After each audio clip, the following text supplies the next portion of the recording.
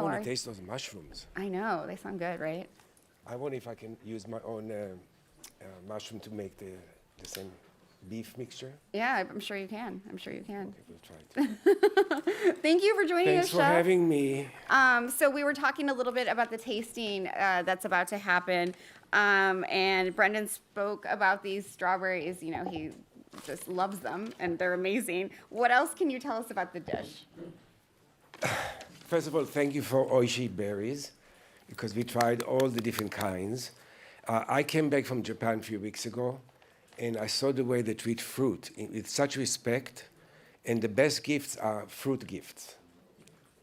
So it was very exciting to start experimenting, and I also got married this Friday. Oh, Yes. Oh, Ron. So- That's amazing. 25 years of making wedding cakes, and finally I get married. Congratulations. Oh. So it was very Bigger nice. round of applause, please. Fine. Yay. Young love. So we used, with your permission, the same Oishi berries for the cake. So you're going to try basically my wedding cake now. Oh, I love it. With such a great product, we thought seriously how to present it. So on the plate, you'll get a full single berry, and it looks amazing. And then we tried the berries in 4 different ways. One, we chopped it up with mint basil filling. Then we made it into a jam. So if you cook fruit long hours and hours and hours, it becomes almost translucent and thick. Then for the second cake, which is the chocolate cake, made with Valbuena chocolate, which is very, very deep ganache, we reduce the fruit to make a flavoring agent. So then you have the berry filling, and there was one more way. Oh, and we made a salsa out of the berries. So 4 different ways. A vanilla cake with mint and basil, and a chocolate cake with, how is it? Okay. Everyone's silent. I love it. So we talked about earlier today about new products, and it's so hard to come with something new, but this for us was really a nice adventure. Thank you for sharing your wedding cake with everyone. Oh. That's really sweet. I'm gonna cry. This was your surprise. He told me on a Zoom call the other day. He's like, "I have a surprise for you." So this is great. This is the best surprise. But you know, the biggest surprise for me is to be invited again. Last time was 2019, maybe we were still innocent, right? We were so innocent. 2 months before the pandemic was the last time I saw you in person. And things have been getting worse and worse. Yep. We had a couple years that were okay, but yeah, we're taking a real turn in this conversation. Ron and I were talking about, you know, this has been such a politically turbulent time. It's what I've been talking about for days and days now here at Climate Week. Because Ron has been such a big supporter of City Harvest here in New York, he's seen really firsthand what's happening. So I'm wondering if you can talk about why now more than ever the work of City Harvest is so important. Amazing. So City Harvest is the reason I'm sitting here, because I specialize in extraordinary expensive cakes. For those people who want extraordinary wedding cakes and are willing to pay for it.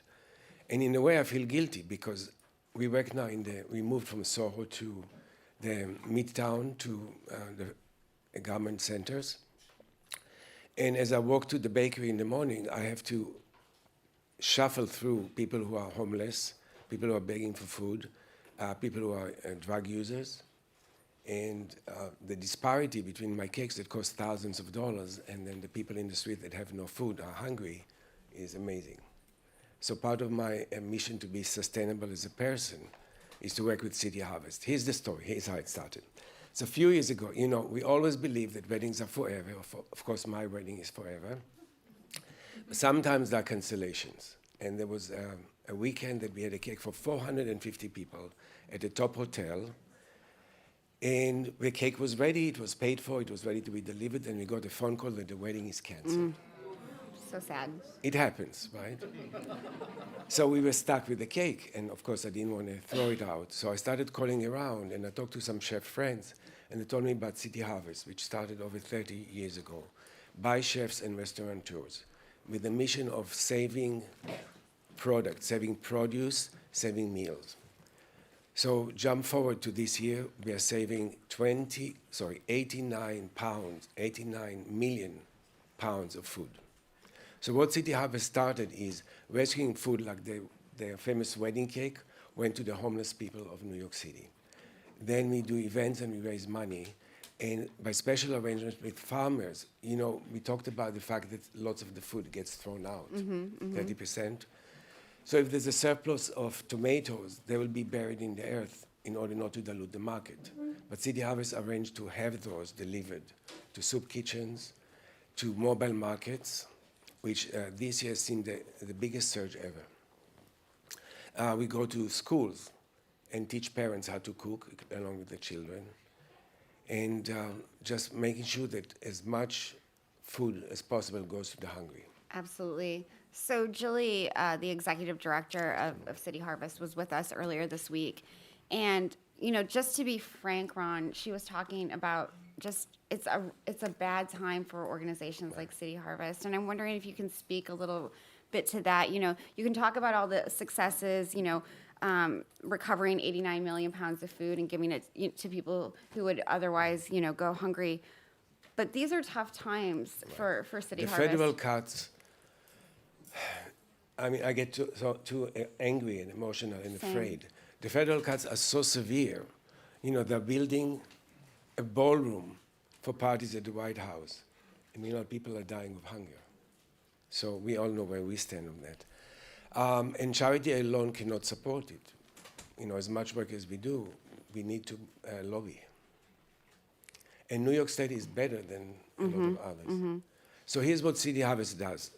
In order to support the trucks that many times you see traveling through New York City and to maintain our big warehouse in Brooklyn, we do fundraisers, which are a lot of fun. The next one in end of October is called BID, and the theme this year is Fire and Ice. Go to the website and check cityharvest.org. And those events have about 80 chefs preparing food and cakes and desserts. So you can come and enjoy the food and raise money. There are auctions too. I was auctioned a few times to come to your home and cook. You can have me anytime.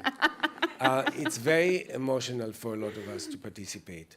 And the events usually get sold out. We also have chefs running in the marathon, which I don't do. Lots of events. So please do get involved.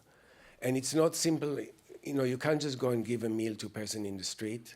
That's not usually advisable, but to work through an organization that distributes. Right. Cityharvest.org. Ron, chefs like yourself, and you already mentioned this, are such a powerful force for change. You can create trends in food that, that are adopted by, eaters all over the world.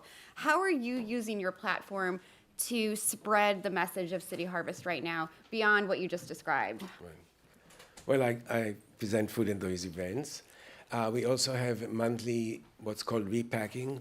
We get a lot of donations of goods, and the benchmark is they have to be healthy. So no canned food, even though that's a big part of nutrition.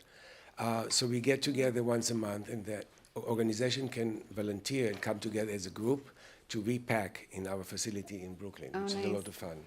And we have family week and so forth. Come into our events, simply make a donation, or educate yourself about hunger. How's the cake, by the way? I don't hear any reason now. Give it a round of applause. Thank you, Ron. If you bake or cook at home, one thing I learned through events like this is to reuse food in different ways. That's why we wanted to use oishi berry in 4 different ways. You cook it down, you chop it, you make a salad out of it, you decorate with it. It's just a different way to look at products. The creativity is so amazing, and you put that into all of the cakes that you make. Right. It's incredible. And our cakes are not just they are expensive because there are a lot of labor that goes on, and we like to complicate things. So our cakes take days and days and days to develop, but it's honestly for everyone. And think about it, a lot of the chefs in New York City that you dine with, big portion of the profit will go to City Harvest or similar organization. That is so true. Thank you, Ron. It was My so nice to pleasure. see you again, so nice to talk to you. Thank you for the cake. Thank you. Round of applause. Ron Ben Israel.